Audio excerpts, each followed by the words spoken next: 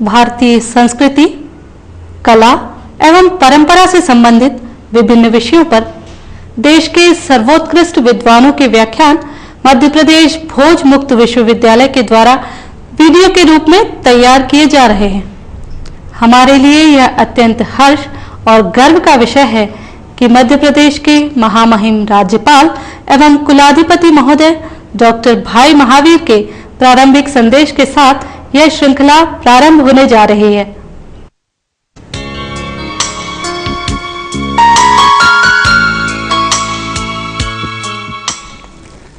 मित्रों, किसी राष्ट्र के जीवंत परिचय के लिए उसकी परंपरा में निहित और विकसित कला व संस्कृति का ज्ञान आवश्यक होता है। भारतीय परंपरा में जो कलाएं विकसित हुईं और साहित्य तथा संस्कृति में पुष्पित रूप में दिखाई दी, उनकी महत्ता एवं समृद्धि विश्व के अध्येताओं से छिपी नहीं रही है। यह चिंता का विषय है कि हमारी कला, संस्कृति और परंपराओं की आधारभूत जानकारियों से भी हमारे ही विद्यार्थी भली प्रकार से परिचित नहीं हो पाते। महाविद्यालयों में अध्ययनरत विद्यार्थियों के लिए आधार पाठ्यक्रम के माध्यम से इस कमी को पूरा करने का विचार अवश्य बना था, परंतु गिने चुने पाठ्यक्रमों के छुटपुट प्रयासों से इन विषयों के साथ न्याय कर पाना संभव नहीं है। हमारे देश के मनीषियों ने समय समय पर भारतीय संस्कृति, परंपरा और कला आदि महत्वपूर्ण विषयों पर अपने विचार व्यक्त किए हैं, परंतु अगर ये विचार दृश्य और श्राव्य माध्यमों से विद्यार्थियों तक पहुंचे तो इन विषयों में उनका रुझान बढ़ेगा और वे अधिक जिज्ञासु व सक्रिय होंगे। इसी उद्देश्य से भोज विश्वविद्यालय द्वारा एक विनम्र प्रयास के रूप में देश के चुनिंदा विद्वानों के सरल और सारगर्भित व्याख्यान आयोजित कर उनके दृश्य और श्राव्य कैसेट्स तैयार किए जा रहे हैं। हमें प्रसन्नता है कि इस व्याख्यानमाला के जो प्रारंभिक पुष्प प्रस्तुत करने का सुअवसर इसे मिल रहा है, उनमें संस्कृत विश्वविद्यालय वाराणसी के पूर्व कुलपति पद्म भूषण डॉक्टर विद्यानिवास मिश्र द्वारा संस्कृति और संस्कार तथा संस्कृति, सभ्यता और धर्म विषयों का विवेचन है। इसी श्रृंखला में Indian institute of advanced studies Shimla के अध्यक्ष तथा राजस्थान विश्वविद्यालय के पूर्व कुलपति प्रोफेसर गोविंद चंद्र पांडे विज्ञान एवं संस्कृति विषय पर 4 खंडों में व्याख्या प्रस्तुत करेंगे और डॉक्टर कपिला वात्स्यायन भारतीय कला पर व्याख्यान देंगी। इलाहाबाद विश्वविद्यालय एवं संस्कृत विश्वविद्यालय पुरी के पूर्व कुलपति प्रोफेसर त्रिविक्रमपति के व्याख्यानों के विषय भारतीय संस्कृति की अवधारणा तथा भारतीय संस्कृति और शाश्वत मूल्य रहेंगे। इस कार्यक्रम को सतत रूप से जारी रखने के लिए विश्वविद्यालय ने एक वृहद योजना बनाई है, जिसके लिए दूरस्थ शिक्षा परिषद द्वारा विशेष रूप से वित्तीय सहयोग भी दिया जा रहा है। हमें विश्वास है कि देश का प्रबुद्ध वर्ग इस योजना का स्वागत करेगा और इसमें सहयोग देगा। नमस्कार। भारतीय संस्कृति और वाङ्मय की परंपरा अत्यंत प्राचीन है। वैदिक काल से आरंभ यह परंपरा बौद्ध और जैन काल से होते हुए आधुनिक समय तक निरंतर प्रवहमान है। मध्य प्रदेश भोज मुक्त विश्वविद्यालय के कुलपति प्रोफेसर एचपी दीक्षित के विशेष अनुरोध पर ख्यातनाम विद्वान प्रोफेसर विद्यानिवास मिश्र का संस्कृति और परंपरा पर व्याख्यान आयोजित किया गया। यह व्याख्यान मध्य प्रदेश भोज मुक्त विश्वविद्यालय के दृश्य श्रव्य कार्यक्रम के अंतर्गत आयोजित हुआ। पद्म विभूषण प्रोफेसर विद्यानिवास मिश्र ख्यातनाम साहित्यकार रहे हैं। आप हिंदी, संस्कृत और भाषा विज्ञान के मानद विद्वान हैं। संपूर्णानंद संस्कृत विश्वविद्यालय काशी विद्यापीठ के कुलपति के पद को आपने सुशोभित किया है।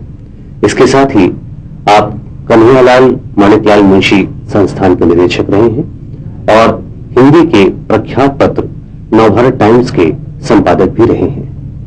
आपकी अनेक पुस्तकें साहित्य संसार को समृद्ध कर रही हैं।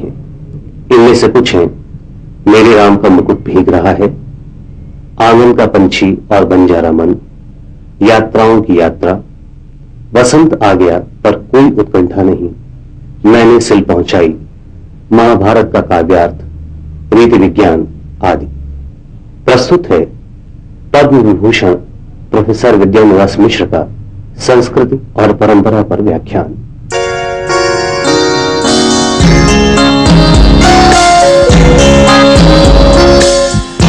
आचार्य नरेंद्र देव ने संस्कृति की एक परिभाषा यूं की है, संस्कृति मानव चित्त की खेती है।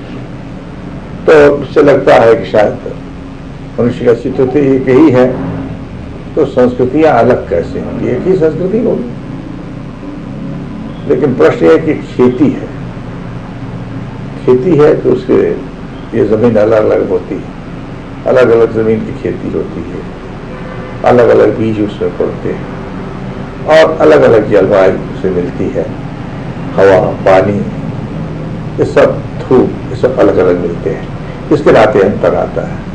तो एक देश की संस्कृति दूसरे देश की संस्कृति से इसलिए अलग होती है। कुछ तो एक जलवायु का परिवेश अलग होता है, कुछ उसमें जो जन्म जन्म से संचित या पीढ़ी दर पीढ़ी से संचित कुछ विचारों के बीज होते हैं, कुछ स्मृतियों के बीज होते हैं, वे बोए जाते हैं और उन्हें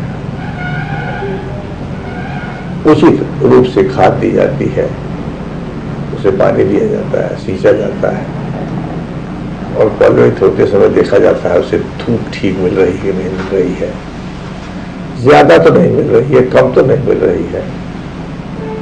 ये सबको जब विचार करते हैं तो उस संस्कृति में गुणवत्ता आती है और उसकी एक अलग पहचान भी बनती चली जाती है। उस देश के भीतर ही अनेक उप संस्कृतियां जन्म लेती हैं इन्हीं सब कारणों से, पर तब भी उनमें कुछ समान धर्मता ऐसी होती, पहचान होती है कई देश की संस्कृति है। हमारे देश के बारे में भी यही बात है, लेकिन उसकी विशेषताएं हैं जो दूसरे देशों में नहीं मिलती। कुछ साझेदारी तो सबके साथ हो जाती है, क्योंकि हर संस्कृति किसी ऐसी मूल्य की तलाश करती है, एक तरह से तलाश ही है मूल्यों की, जो मूल्य आदमी के जीवन को सार्थकता देते हैं, अर्थात उन मूल्यों के लिए जीते हैं तो जीने का कुछ अर्थ होता है और तब जीने में कुछ रस होता है, कुछ स्वाद होता है, कुछ गुणवत्ता होती है। ये मूल्यों से हट जाते हैं तो जीना जैसे बेमानी हो जाता है और लगता है कि इसकी अपेक्षा तो मरना ही ठीक था। ये कैसे घटित, कब घटित होता है, इसकी बात तो हम बाद में करेंगे। पहले हम बात करना चाहते हैं कि जब हमने कहा खेती है तो खेती एक निरंतर चलने वाली प्रक्रिया है। कोई फसल कट गई तो खेती समाप्त नहीं होती, फसल बो दी गई, खेती का कार्य समाप्त नहीं होता, तो दूसरा काम होता है, रखरखाव का होता है, निराई का होता है, खरपात हटाते हैं और वर्षा बहुत अधिक हो जाए तो पानी निकालने का होता है, काट करके, कम हो तो कहीं से पानी लेने का होता है। ये सब व्यापार से खेती में चलते हैं, वैसे संस्कृति के क्षेत्र में भी चलते हैं। वहां पर हम जाने कहां से जल लेते हैं, किन किन स्रोतों से जल लेते हैं, पृथ्वी से जो जल मिल रहा है, भूगर्भ से जो जल मिल रहा है, अर्थात अपनी प्राचीन परंपराओं से जो जल मिल रहा है, वो तो मुख्य जल है ही, वो मुख्य स्रोत है ही। लेकिन इसके बाद दूसरे ऐसे स्रोतों से भी लेते हैं जो उसी भूगर्भ जल के कहीं अलग संचित तालाब है, कुछ है, तो हम लेते हैं। हमें शास्त्रों से नहीं मिलता, पुस्तकों से नहीं मिलता, मंदिरों से नहीं मिलता, उनकी मूर्तियों से नहीं मिलता, चित्रों से नहीं मिलता, तो हम जाते हैं कहीं दूसरी जगह, खोजते हैं दूसरे स्रोत, और दूसरे स्रोत हैं लोक संस्कृति, जिनके बारे में कहीं कोई नक्शा, कोई विस्तृत लेखा जोखा नहीं मिलता जो लोगों के कंठ में है, और कंठ में होने के नाते बार बार एक पीढ़ी से दूसरी पीढ़ी तक पहुंचते समय कुछ तो कुछ बदल जाती है, उसमें उसका रूपांतर हो जाता है। उस रूपांतर के कारण एक जड़ता नहीं होती, स्थिरता नहीं होती, उसमें कुछ लोच होता है, गतिशीलता होती है। उस तत्व के आने के कारण संस्कृति में नए प्राण आते हैं। इसलिए संस्कृति कोई स्थिर पदार्थ नहीं है, बनी बनाई चीजें नहीं है, कुछ बनी है, कुछ बन रही है, कुछ जानी हुई है, कुछ का पता नहीं है क्या होगा, और बन जाता है। लेकिन इसका सूत्र मिलता है, जो हमें धरोहर के रूप में मिलता है, उसमें सूत्र मिलता है, उसी के आधार पर कुछ चीजें और बनती है।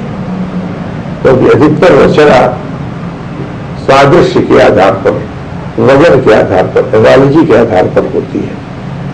एक रचना हुई है तो उसी जगह पर हम दूसरी रचना करने लगते हैं, तो नकल नहीं है, लेकिन एक हमारे सामने प्रतिमान है, मॉडल है, तो हम को प्रेरणा मिलती है, ऐसा मॉडल हम भी रच सकते हैं। तो संस्कृति में प्रक्रिया चलती है बराबर।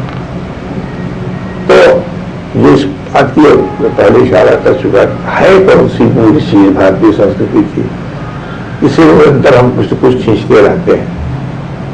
तो बहुत संक्षेप में हम 3 वाक्यों में कह सकते हैं।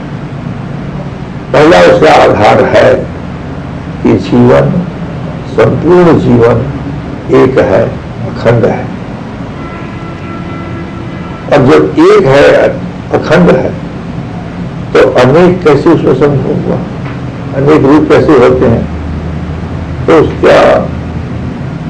उसकी जो व्याख्या हम लोग करते हैं वो ये है कि एकता होती है तो ही तभी अनेकता की प्रतीति भी होती है, क्योंकि एकता का एक रूपता नहीं है। संस्कृति में एकता होती है, एक रूपता नहीं होती है, बहुरूपता होती है, बहुरूपता होती है। तो सब में कोई एक वस्तु पर निरंतर ध्यान रहता है। जैसे प्रकाश जीवन एक है, तो ये ध्यान रहता है कि बाह है, हाथ है, उंगलियां हैं, अलग अलग दिखते हैं, लेकिन जब संपूर्ण शरीर के साथ जुड़े हुए हैं तभी इनका सौंदर्य है। काट करके रख दिया जाए हाथ, काट करके रख दी जाए उंगली, तो उसका कोई महत्व नहीं, उसमें कोई क्रिया शक्ति नहीं है। उसी प्रकार यदि बहुत प्रकार के रूप दिखते हैं संस्कृति में, सबकी अलग अलग भूमिका होती है, और उन सबको एक सूत्र में गुथा हुआ देखते हैं तो उसका सुंदर सौष्ठवपूर्ण अर्थ होता है। अलग अलग देखते हैं तो उसमें कोई अर्थ नहीं होता। इसलिए एकता के कारण अनेक रूपता सौष्ठव प्राप्त करती है। एकता एक सिद्धांत है। दूसरा आधार है कि इसमें जितने अनेक रूप, अनेक खंड हैं, तो एक दूसरे से जुड़े हुए हैं, संबंध है। उदाहरण के लिए आप एक अजंता का चित्र देखिए, उसमें आप देखिएगा कि एक बीच में तो बुद्ध की और लोकेश्वर पर बुद्ध की तस्वीर है, क्या चित्र है, रंग बरंग नाना प्रकार की वस्तुएं हैं, कल्पवल्ली है, इसमें एक अनंत दूर तक फैली हुई लता है, इसमें फूल, फल, पक्षी एक दूसरे में गुथे हुए हैं। जैसे प्रकृति के ये विभिन्न उपादान एक अनंतता की सृष्टि कर रहे हैं, और उस अनंतता के बीच में बुद्ध की मूर्ति हो, बुद्ध का चित्र हो, तो वह अनंतता का बोध कराना बुद्ध के साथ जुड़ करके एक अपूर्व अर्थ देता है। अगर उसे हटा दें, नीली बुद्ध की मूर्ति रखते हैं, तो उसका जो आभास होता है प्रकृति के, वो नहीं दिखाई पड़ेगा। उसका कोई मूर्त आकार हमारे सामने नहीं आएगा, उसका प्रतिबिंब नहीं आएगा, अधूरा रहेगा। पहला चलचित्र है शकुंतला का, कि शकुंतला को बनाने बैठे हो तो तुम नदी को तो बनाओ, उस मालिनी नदी को बनाओ जो हिमालय की दृष्टि में है। उस आश्रम को बनाओ जिसमें पेड़ों में वर्कर लटक रहे हैं, और उस पेड़ के नीचे आराम से बैठी हुई मृग को बनाओ, और मृग के सींग को बनाओ जिससे कि मृगी अपनी बाईं आंख खुजला रही है। लगता क्या शकुंतला से क्या संबंध? कुछ भी संबंध नहीं, लेकिन है संबंध। कितना विश्वास है उस मृगी को, इतनी कठोर चीज सींग और इतनी कोमल चीज हाथ, इस सींग से खुजलाती है और उसको कोई जोखिम नहीं लगता, कोई खतरा नहीं लगता, इतना अटूट विश्वास है। तो ऐसे विश्वास के वातावरण में शकुंतला पड़ी थी। उस विश्वास के वातावरण से अलग, उस तपस्या के वातावरण से अलग, उस प्रवाहशालिनी नदी के वातावरण से अलग शकुंतला की कल्पना नहीं हो सकती। तो शकुंतला पूरी होती है सब चीजों से। यही है एक दूसरे का घनिष्ठ संबंध, प्रकृति का मनुष्य के साथ संबंध, मनुष्य का संबंध, उसी संबंध का एक रूप है परिवार, कुटुंब। जिस कुटुंब के भाव के विस्तार से वसुधा ही कुटुंब हो जाती है। तो वसुधा को कुटुंब के रूप में देखना, रिश्तों के एक जाल के रूप में देखना इस संस्कृति का एक दूसरा आधार है। तीसरा आधार है कि इसमें निरंतरता है, अखंडता ही नहीं है, निरंतरता है। रूप का परिवर्तन होगा, पहचान बनी रहेगी कि वही है। 25 वर्ष बाद किसी व्यक्ति को हम देखते हैं तो चेहरा बदल गया है,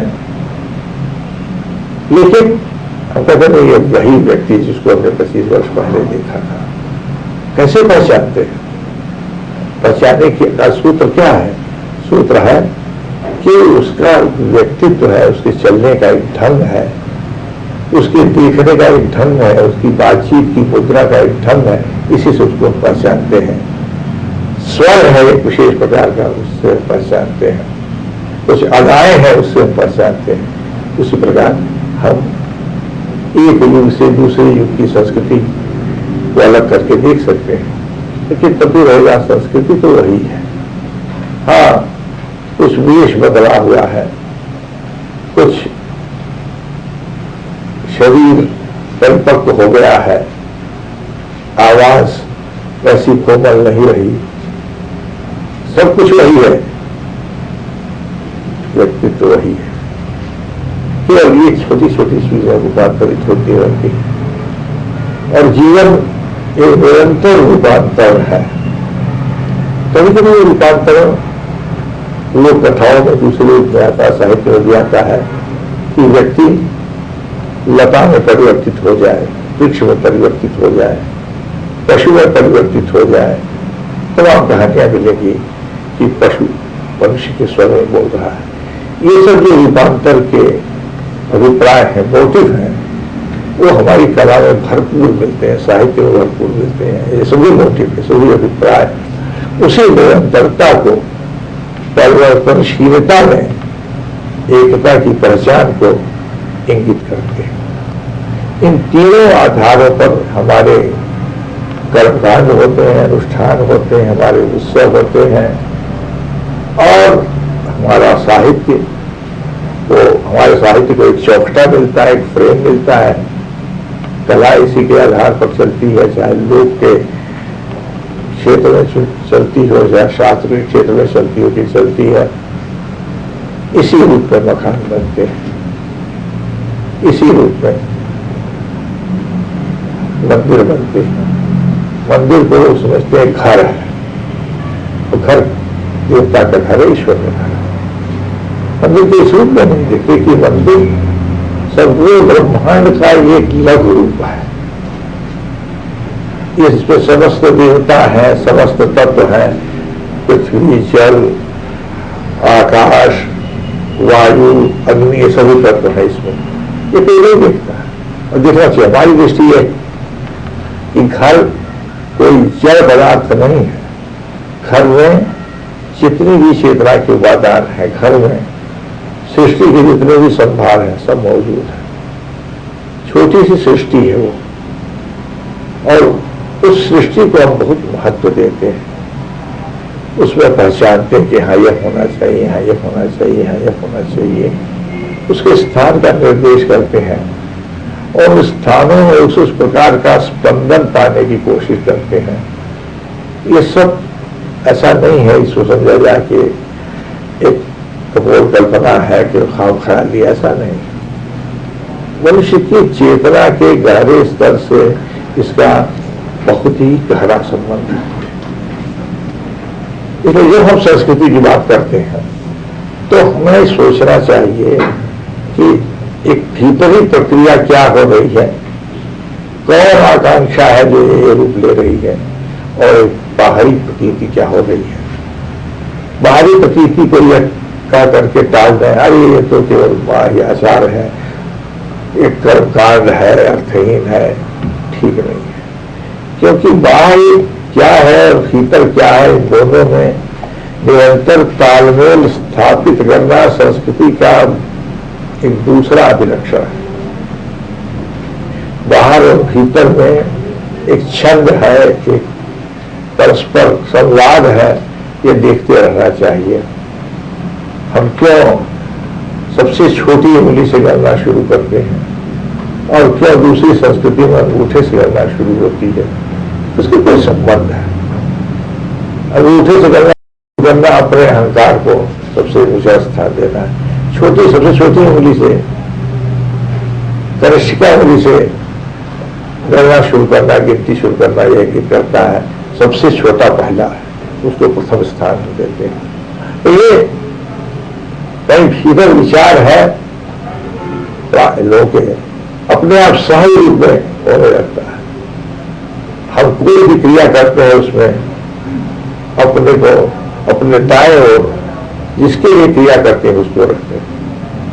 परिक्रमा करते हैं तो देवता की मूर्ति हो तो दाएं ओर रहेगी, निरंतर दाएं ओर रहेगी, और निरंतर दाएं से दाएं और बाएं से दाएं ओर जाना, यह हमारा शुभ कार्य है। हमेशा दाहिनी ओर हम जा रहे हैं। इस सूर्य की उत्तरायण में जो स्थिति होती है उसी का ये सर्वांगी रूप है। तो ये ब्रह्मांड में घटित हो रहा है तो हमारे आचार में घटित है, इसका उद्देश्य है। और उसकी अभिव्यक्ति अनेक रूप में होती है। ये घटना जो शुरू होती है इसे हम उत्तरायण की घटना कहते हैं, मकर संक्रांति कहते हैं। तो कहीं पोंगल के रूप में मनाया जाता है, कहीं बिहू के रूप में, कहीं विशु के रूप में, कहीं लोहड़ी के रूप में, कहीं खिचड़ी के रूप में, अनेक रूप में मनाया जाता है। प्रतीतियां अलग अलग है, लेकिन एक ही प्रयोजन से प्रेरित है, एक विशेष प्रकार के क्षण के उल्लास से प्रेरित है कि एक दूसरे प्रकार का वो ऋतु में आया है, जीवन चक्र में भी आना चाहिए। तो ये जो तालमेल है बाह्य कर्मकांड में, बाह्य व्यक्ति में और भीतर की आवश्यकता में, भीतर की तलब में, वह संस्कृति का ही एक अभिलक्षण है।